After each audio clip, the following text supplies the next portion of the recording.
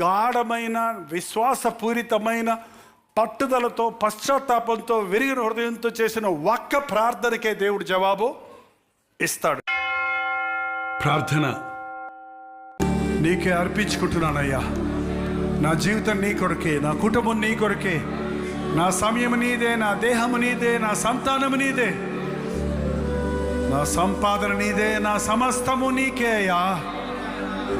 భయంకరమైన పాపపు కుష్టు నుంచి నన్ను విడిపించావే. పాపపు ఊపిలో కూరుకొని ఉన్నప్పుడు నన్ను లేపి నిలబెట్టావే. పనికి రానివాడిగా ఉన్నప్పుడు ప్రయోజకుడిగా నన్ను చేసుకున్నావే. సిగ్గు అవమానానికి గురైన నన్ను ఘనతకు పాత్రుడిగా చేశావే. కృతజ్ఞత నాకు దయచేయ్యా. తిరిగి వచ్చి నిన్ను స్తుతించేవాడిగా చేయి నాయన. నీ మందిరములో కూడి నీ కొరకు ప్రయాసపడేవాడిగా చేయ్యా. ప్రతి ఒక్కరి జీవితంలో నువ్వు చేసిన మేలులు తలంచి తమ శేష జీవితాలు నీకు అప్పగించుకోవడానికి సహాయం చేయి.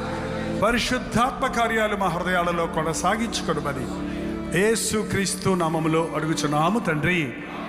మన తండ్రి అయిన దేవుని యొక్క ప్రేమయు, కుమారుడైన క్రీస్తు యొక్క కృపయు, ఆదరణకర్త అయిన పరిశుద్ధాత్మ యొక్క సహవాసం కూడి ఉన్న మనందరికీ ఇప్పుడును సదాకాలము తోడై ఉండును గాక.